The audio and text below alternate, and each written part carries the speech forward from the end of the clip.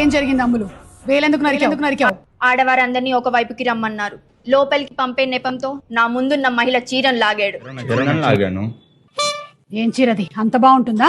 కంచిపట్టు బనారస్ శారీస్ అంట మహారాణి గారు. వారాహి సిల్క్స్ నుంచి తీసుకొచ్చారంట. తర్వాత ఏం జరిగింది? మళ్ళీ ఇంకో మహిళ చీరను కూడా లాగాడు. ఆ చీర కూడా నచ్చింది. అదేం చీర?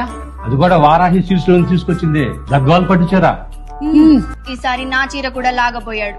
వేళ్ళు నరికేసి. అది కూడా వారాహి సిల్క్స్ చీరేనా? అవును మహారాణి గారు. అంతెందుకు, ఆ చీర చూడండి ఎంత బాగుందో. వారాహి సిల్క్స్ నుంచి తీసుకొచ్చారంట. బహుమతిగా మీకు తీసుకొచ్చిన చీర అది కూడా వారాహి సిల్క్స్ నుంచే తీసుకొచ్చారు. ఓహో, వారాహి సిల్క్స్ లో సారీస్ అంత బాగుంటాయా?